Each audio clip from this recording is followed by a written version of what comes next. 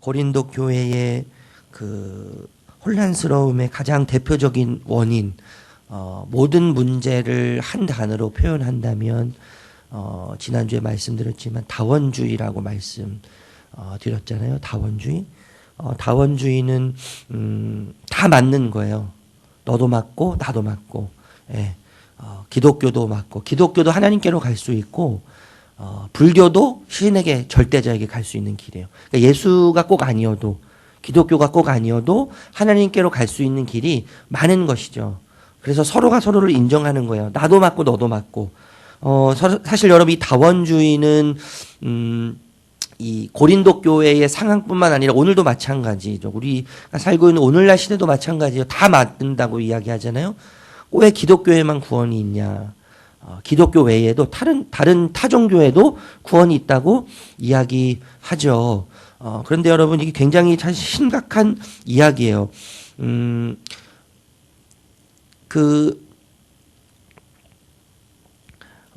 이 다원주의가 다 모든 것이 다 맞다고 이야기를 하는데, 여러분, 다원주의는 오늘날에도 있고, 제가 좀 전에 말씀드렸죠. 오늘날에도 있고 과거에도 있었단 말이에요. 오늘날에도 있고 과거에도 있었는데, 모두가 다 그 다원주의의 영향을 받진 않았죠. 이거 우리가 이 부분을 좀 생각할 필요가 있을 것 같아요. 바울이 고린도 교회에 편지를 썼을 때도 다원주의가 있었고, 오늘날에도 다원주의가 있단 말이죠. 그런데 모든 사람이 다 이 다원주의의 영향을 받지는 않아요. 그러니까 여러분, 내 밖에, 우리 외부에서 어떤 일이 벌어지느냐도 중요한데요. 그 외부에서 벌어지는 일, 외부에서 내 내부로 들어오는, 침투해 오는 수많은 문제거리들이 그 문제거리들에 대해서 내가 어떻게 반응하느냐가 훨씬 더 중요한 거죠. 예. 우리의 환경이, 우리가 도저히 이해할 수 없는 수많은 일들이 벌어진다고 할지라도, 사실 그 환경이 더 중요한 게 아니죠. 그 환경을 바라보는 내 내면이 훨씬 중요한 거예요. 내 내면이 중요하고, 그것을 바라보는 내 시선이 중요하고, 그것을 판단하는 내 관점이 훨씬 중요한 것이죠. 여러분, 이 다원주의가 고린도 교회 내에 들어와서 영향을 미치게 된 그래서 근본적인 원인은 사실 한몸됨을 잊었기 때문이거든요. 그리스도의 한몸됨을 잊었기 때문이에요. 그리스도의 머리됨과 성도들의 각 지체됨을 망각했어요. 잊었어요. 여러분, 그리스도인들은 한 몸이잖아요. 이제 그제 계속 바울이 이야기했지 않습니까? 성찬을 통해서 예수 그리스도의 피를 마시고 예수 그리스도의 몸인 그 떡을, 살인 떡을 먹음으로 우리가 예수 그리스도를 우리의 몸으로 섬기기로 결정한 거죠. 예수 그리스도를 우리의 몸으로 인정하고 받아들이고 섬기기로 하였고, 또 모든 성도들이 함께 예수 그리스도의 피와 살에 동참함으로, 참여함으로 모든 성도들은 이제 지체가 되었다는 것을 인정하는 행위로 이제 성찬을 하기 시작했잖아요. 그런데 이 다원주의 속에서 이 한몸 의식을 잊기 시작한 거죠. 여러분, 몸의 각 지체이기 때문에 모든 성도님들은 예수 그리스도의 몸의 한 지체이기 때문에 유기적인 관계에 있어요. 유기적인 관계. 예, 이 유기적인 관계 반대말은 기계적인 관계라고 하는데, 기계적인 것은요, 서로에게 영향을 받지 않아요. 예, 서로에게 영향을 받지 않아요. 한 부분이 고장나면 그것만 고치면 되는 거예요. 한 부분이 고장났다고 해서 다른 부분도 함께 고장나지 않아요. 그런데 유기적인 것은 서로가 서로에게 영향을 주죠. 여러분, 손톱이 빠지면 온몸이 아픈 것처럼 느껴지잖아요. 내가 반응하는 거예요. 손가락이 다쳤는데 손이 반응을 하고 몸이 반응을 하는 거죠. 그러니까 그리스도의 몸으로서 유기적인 관계라는 말은 서로가 서로에게 영향을 주고 서로가 서로에게 영향을 받는 관계에 있다는 것이죠. 서로가 서로를 필요로 해요. 어떻게 감히 발이 손에 대해서 하찮다고 이야기할 수 있겠어요?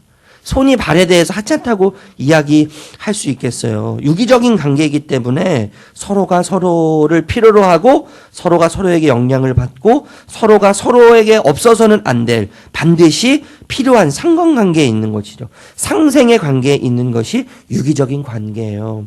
이 한몸 의식을 잊어버렸기 때문에 여러분 참되신 예수 그리스도를 내 머리로 삼고 있다는 것을 잊게 되는 거 아니겠어요? 한 몸. 예수 그리스도 안에서 예수님이 우리의 머리시고 우리 모든 지체들, 성도들이 지체인 것을 기억한다면, 한 몸이라는 의식이 있다면, 여러분 한 몸 안에 머리는 하나인데 예수 그리스도를 머리로 모시고 있다는, 머리로 섬기고 있다는 이 의식을 망각하지 않는 이상 어떻게 다른 우상을 주인으로 섬길 수 있겠어요? 그런데 이런 일들이 지금 벌어지고 있는 것이죠. 고린도 교회에서요. 여러분 예수님을 머리로 섬기는 자가 되어서 서로가 지체가 됐다면 어떻게 서로가 서로에 대해서 분쟁할 수 있겠습니까? 서로가 서로에 대해서 어떻게 송사할 수 있겠어요? 무시할 수 있겠어요? 그럴 수 없죠. 그런데 여러분 이 한 몸이라는 의식을 잊어버렸기 때문에, 망각했기 때문에 지금 예수님 외에, 참되신 머리이신 예수님 외에 다른 우상을 주인으로 섬기기 시작하고 있는 거예요.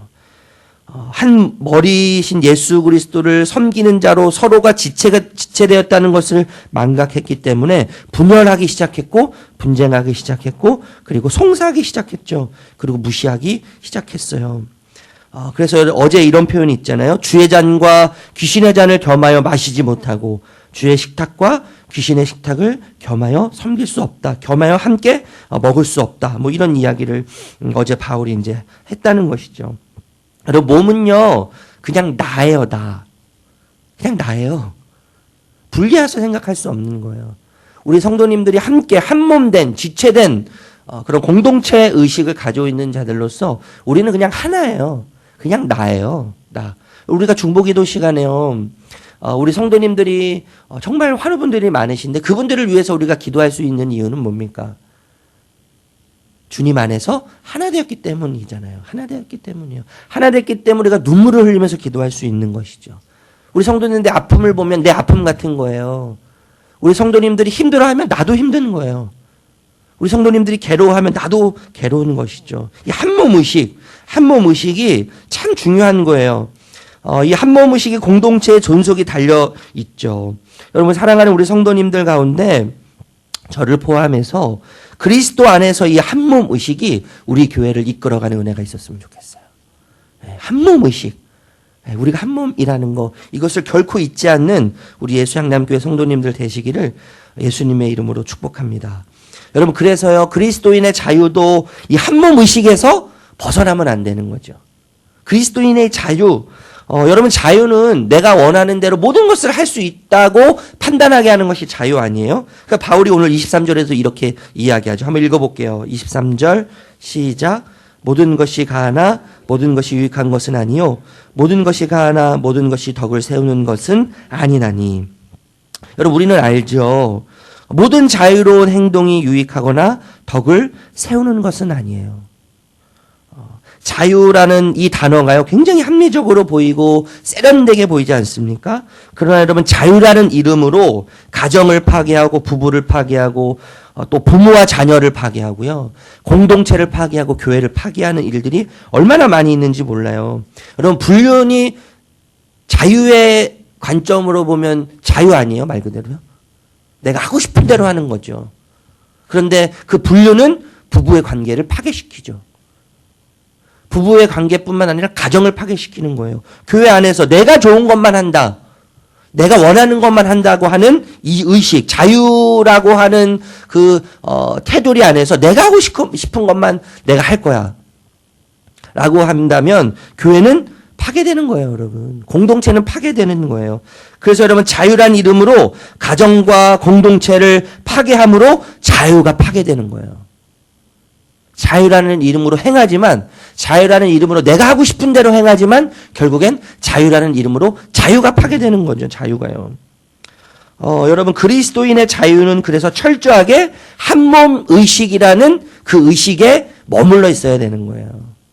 한몸 의식. 이 한몸 의식에서 자유라는 것이 벗어나기 시작하면 자유라는 이름으로 공동체가 파괴되고 자유라는 이름으로 자유가 파괴되는 것이죠. 여러분 그래서요 그리스도인의 자유, 속성이라고 할까요? 성질이라고 할까요? 제가 이런 것들을 한번 곰곰이 생각하면서 정리해 봤는데 여러분, 이 그리스도인의 자유의 출처는, 기원은 어디냐 하면 예수 그리스도의 포기와 희생에 있죠. 예수 그리스도의 포기와 희생을 통해서 그리스도인의 자유가 얻어졌어요. 우리의 자유는 예수 그리스도의 포기와 희생에 있는 거예요. 그분의 포기는 성육신을 통해서 이 땅에 보여지기 시작하지 않았어요? 하늘의 보좌를 버리심으로, 그 하늘의 영광을 버리심으로, 신적 지위를 가감하게 포기하심으로 우리에게 자유를 주셨죠. 희생, 예수 그리스도의 희생, 인간의 몸을 입고 이 땅에 오셔서 십자가에서 죽으심으로 우리에게 자유가 주어졌어요. 우리의 자유는 예수 그리스도의 희생, 누군가의 희생에 의해서 주어진 것이, 누군가의 섬김에 의해서, 예수 그리스도의 섬김에 의해서 주어진 것이 그리스도인의 자유죠. 그런데 여러분, 그리스도인의 자유의 범위, 제한적인데 범위가 있는데, 예수 그리스도의 희생과 섬김에 의해서 그리스도인에게 자유가 주어졌기 때문에 이 예수 그리스도를 믿는 그리스도인의 자유는 예수 그리스도께서 하신 일이 기준이 되는 것이죠. 그래서 우리의 자유는 예수님께서 하신 일 범위 내에서 우리의 자유가 허용되는 거예요. 그래서 여러분, 다른 말로 하면 섬김이 우리 자유의 기준이 되는 것이죠. 예수님께서 어떻게 섬기셨는지. 여러분, 예수님은 섬기러 오셨는데 예수님은 예수님께 주어진 자유를 섬김을 위해서 사용하셨지 않습니까? 섬김을 위해서 사용하셨기 때문에 예수님께서 어떻게 섬기셨는지를 우리가 명확히 알아야죠. 그리고 우리 자유는 예수님께서 섬기신 그 섬김의 기준, 예수 그리스도께서 하신 일을 기준으로 해서 우리의 자유가 제한된다는 것을 기억하셔야 돼요. 24절 읽어볼게요. 24절 시작. 누구든지 자기의 유익을 구하지 말고 남의 유익을 구하라. 예, 이것이 그리스도인의 자유의 제한이에요. 여러분, 예수님은요, 철저하게 인간의 몸을 입고 오셔서 인간들과 함께 거주하시면서 타인지향적인 삶을 사셨어요. 이타적인 삶을 사셨어요. 사람들을 위해서, 가부를 위해서, 가난한 자를 위해서, 나그네를 위해서. 여러분, 과부와 나그네와 가난한 자는 누구예요? 우리죠, 우리. 영적으로 아버지를 잃어버린 고아와 같은 우리. 모든 것을 가지고 있지만 그래도 여전히 배고픔에 굶주려 있는 우리. 제가 지난주에도 그런 말씀드렸죠. 우리가 하나님을 위해서 창조되었기 때문에 하나님으로만 우리는 채워지는 자들이거든요. 하나님이 아니고서는 만족함을 경험할 수가 없어요. 만족을 누릴 수 없어요. 풍족을 누릴 수 없어요. 기쁨을 누릴 수 없어요.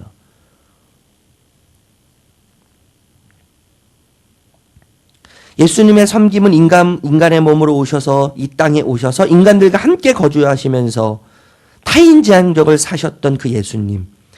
그래서 여러분, 그리스도인의 자유는 이 예수님께서 하신 일에 제한돼서 행할 수 있는 것이죠. 예수님처럼 이타적인 삶, 배타적인 삶, 이타적인 삶, 그리고 타인지향적인 삶, 남의 유익을 구할 때 그리스도인의 자유가 자유롭게 되는 거예요. 진짜 자유가 되는 거예요. 뿐만 아니라 여러분, 그리스도인의 이 자유의 실제. 여러분, 이미 예수님께서 이 땅에 오심으로 섬기시고 그리고 포기하셨고 이타적인 삶을 사심을 통해서 우리에게 자유가 주어졌는데 이미 여러분, 우리가 자유를 가지고 있는 자들이에요. 이미 자유를 소유한 자들이에요. 그런데 중요한 것은 그 자유를 누리는 거죠. 그 누리지 못해서 사실 문제잖아요. 문제요. 우리에게 자유를 주셨어요. 우리에게 구원을 주셨어요. 근데 구원을 우리가 누리지 못해요. 하나님의 자녀가 되지 않았어요? 우리가 자녀가 되기 위해서 사는 자들이 아니잖아요. 자녀가 된 자로 사는 자들이죠. 우리가 거룩해지기 위해 사는 자들이 아니고 거룩한 자로 사는 자들이에요. 하나님의 은혜를 받기 위해서 사는 자들이 아니라 하나님의 은혜를 이미 받은 자로 사는 자들이란 말이에요. 예. 이것을 우리가 잃어버리는데 이게 정말 중요한 이야기잖아요. 여러분, 우리가 예수 그리스도께서 주시는 자유를 얻기 위해서 사는 자들이 아니에요. 이미 예수 그리스도의 자유를 얻은 자로, 그것을 받은 자로 자유를 누리면서 사는 자들인데, 우리가 이 자유를 누리지 못하는 게 이제 문제잖아요. 그래서 여러분, 실제, 이 자유를 누리는 실제 방식이 뭐냐면, 예수님을 닮아갈 때, 우리가 진짜 자유를 누리게 되는 거예요. 왜요?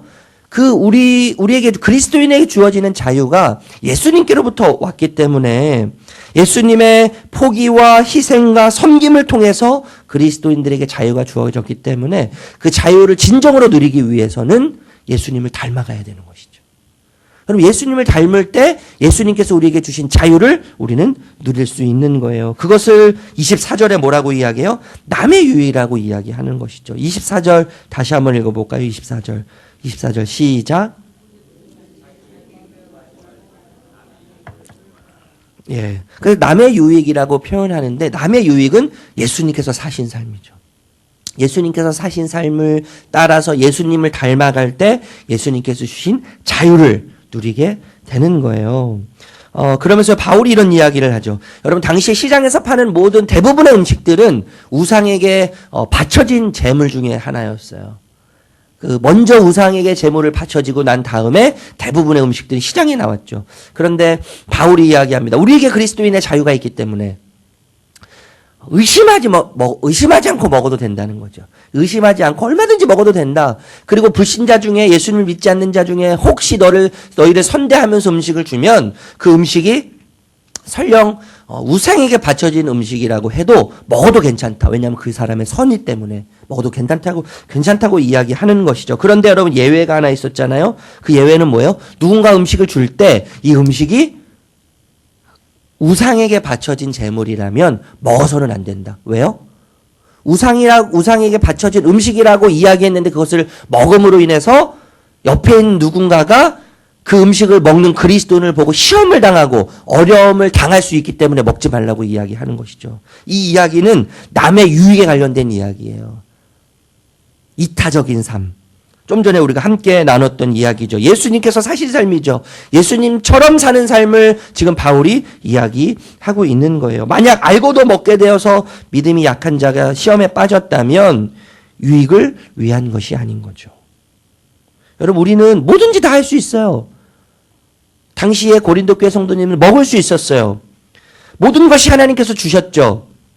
이게 창조 믿음인데 하나님께서 이미 우상에게 제물로 바쳐지기 전에 하나님 그것을 창조하셨잖아요. 진짜 주인은 하나님이시잖아요. 그렇기 때문에 하나님이 다 주셨어요. 하나님의 거예요, 이미.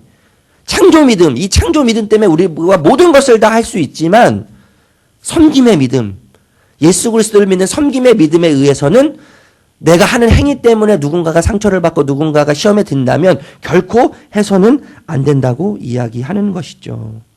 여러분, 이것이 자유를 누리는 방식이에요. 예수님의 포기와 희생과 섬김을 닮아가는 남의 유익을 위하는 방식. 이것이 그리스도인이 자유를 누리는 방식이에요. 자유를 누리는 방식이에요. 그런데 여러분, 이 그리스도인이 자유를 누리는 방식은 먹는 것뿐이겠습니까? 먹는 것뿐이겠어요? 마시는 것도 먹는 것도 무엇을 하든지 적용되어야 할 방식인 거예요. 그래서 31절에 이렇게 이야기합니다. 31절 읽어볼게요. 31절 시작. 그런즉 너희가 먹든지 마시든지 무엇을 하든지 다 하나님의 영광을 위하여 하라. 예, 이 섬김의 방식, 포기의 방식, 이 방식이 예수 그리스도 안에서 주어진 자유를 누리게 하는 방식인데 이 자유를 누리는 방식은 먹는 것뿐만 아니라 마시는 것, 입는 것, 대화하는 것, 우리가 살아가는 모든 삶의 방식에 있어서 남을 위한 이타적인 이 삶의 방식이 적용돼야 된다고 이야기하는 것이죠. 그런데 여러분, 이렇게 남을 위해 살아가는 섬김의 방식, 포기의 방식, 희생의 방식이 하나님의 영광을 드러낸다고 이야기해요. 참 여러분, 이 대단한 이야기 아니에요? 우리의 섬김이요, 우리의 희생이, 우리의 포기가 절대자이신 하나님을 드러낸다는 거예요. 하나님을 보여준다는 거예요. 나를 통해서 하나님이 보여진다는 것이죠. 이게 얼마나 영광스러운 일입니까? 이게 얼마나 영광스러운 일이에요. 이 방식은, 자유를 누리는 이 방식은 여러분 일상이 되어야 하죠. 일상. 먹고 마시는 것 무엇을 하든지는 일상임 아닙니까? 일상. 우리의 일상에서 예수님을 닮아서 포기하고 섬기고 희생할 때 우리를 통해서 하나님의 영광이 드러나기 시작해요. 하나님께서 영광 받으시는 거예요. 하나님이 기뻐하시는 거예요. 대단한 일을 해서가 아니에요, 여러분. 헌금을 막 1,000억씩, 100억씩 드린다고 하나님께서 기뻐하시는 게 아니에요. 섬김을 2개, 3개 한다고 철야를 하고 40일 금식을 한다고 물론 하나님이 기뻐하실 수 있죠. 그런데 그 동기가 참 중요한데, 그렇지만 여러분 예수님을 닮아서 예수님처럼 포기하고 희생하고 섬길 때 아무도 기억해 주지 않아도 하나님 다 아시죠. 그러면서 하나님이 기뻐하시는 거예요. 하나님이 즐거워하시죠. 하나님이 나를 보시면서 행복해 하시는 거예요. 여러분 하나님이 나를 보시면서 행복해 하신다는 게 얼마나 참 영광스럽습니까? 하나님 행복해 하시는 거예요. 막 행복해 하시는 거예요, 하나님이요. 여러분, 그런데 여러분, 우리가 어떻게 포기하고 희생하고 섬길 수 있어요? 예수님께서 나를 위해서 어떻게 섬기셨는지를 알면 그 아는 것만큼 섬기게 되는 거예요. 예수님께서 나를 위해서 어떻게 희생하셨는지를 알면 알수록 아는 것만큼 희생하게 돼요. 예수님께서 나를 위해서 어떻게 포기하셨는지를 아는 만큼 내가 포기할 수 있는 것이죠. 왜요? 예수님의 포기만큼 내가 얻었기 때문이야. 예수님의 섬김만큼 내가 받았기 때문이죠. 저는 여러분 그래서 천주교에 사는 이게 참 좋아요. 다 내 탓이요. 있잖아요. 차에 붙이고 다니잖아요. 내 탓이요. 빨간 딱지에다가 이렇게 붙이고 다니잖아요. 내 탓이요. 이런 거 있잖아요.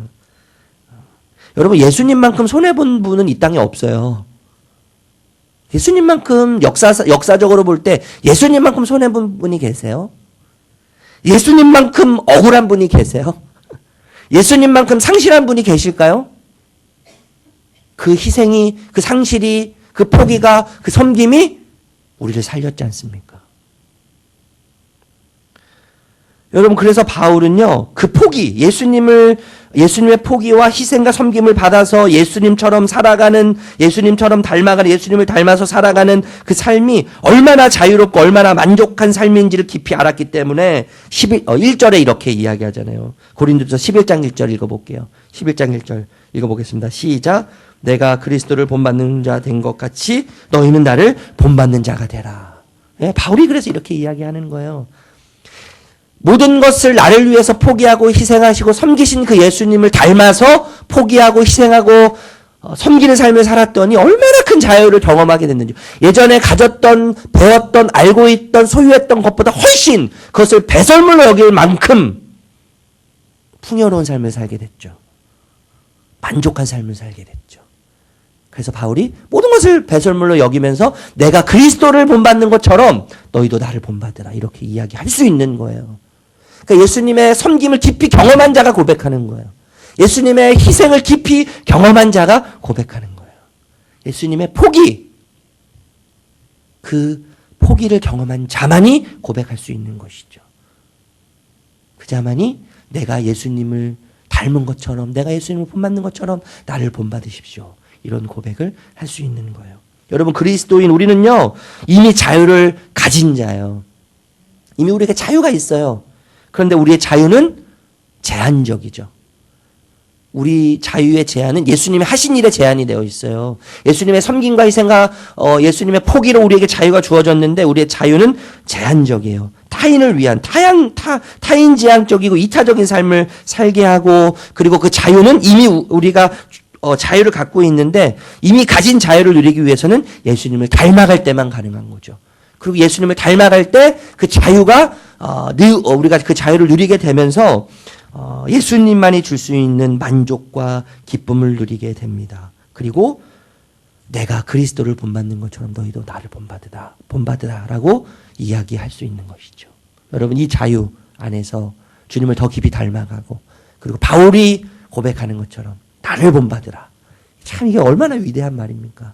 내가 잘나서가 아니라 내 안에 계신 예수 그리스도, 나를 이끌어 가시는 예수 그리스도, 나를 새롭게 하셔서 예수님을 닮아가게 하는 예수 그리스도를 본받으라라고 하는 고백이 우리 삶을 통해서, 우리 행동을 통해서 고백되어지며 예수님이 보여지는 은혜가 있기를 주님의 이름으로 축복합니다. 기도하겠습니다. 주님, 우리가 이미 자유를 가진 자로 주님은 살게 하셨습니다. 이미 의뢰를 가진 자로 살게 하셨습니다. 이미 하나님의 자녀가 된 자로 이 땅을 살게 하십니다. 이미 구원받은 자로 우리를 이 땅에 살게 하십니다. 하나님, 이미 가진 자로 그것을 누리며 살아가기를 원합니다. 자유 또한 하나님께서 우리에게 예수 그리스도의 희생과 섬김을 통해서 포기를 통해서 우리에게 주셨는데 우리가 자유를 쟁취하기 위해서 얻기 위해서 살아가는 자들이 아니라 이미 주님께서 선물로 주신 자로 그것을 가진 자로 이 땅을 살아가기 원하는데 하나님 예수 그리스도를 닮아감으로 이 자유를 누리게 된 줄로 압니다. 주님, 우리의 정말 소원이 있다면 주님을 닮아가고 싶습니다. 주님이 우리를 위해서 나를 위해서 포기하셨고 희생하셨고 그리고 나를 위해서 모든 것을 내어주셨던 섬기셨던 그 예수님을 닮아서 그리고 주님께서 우리에게 주신 그 자유 안에서 살아가길 원합니다. 바울이 예수님의 희생과 섬김과 포기의 크기를 알아서 예수님을 닮아가며 살아갔을 때 그 자유를 진정으로 누리며 나를 본받는 자가 되라고 고백했던 것처럼 하나님 우리가 주님을 닮아가며 주님이 주신 이 자유 안에서 기쁨과 만족과 즐거움과 풍족함을 누리며 살아가며 바울이 한 고백이 우리의 고백이 되는 은혜가 있도록 주님 오늘 우리의 삶을 이끌어가 주시고 남은 일주일의 삶을 이끌어가 주시옵소서. 우리를 통해서 하나님이 보여지는 은혜가 있게 하여 주시옵소서. 예수님의 이름으로 기도합니다. 아멘. 하늘에 계신 우리 아버지여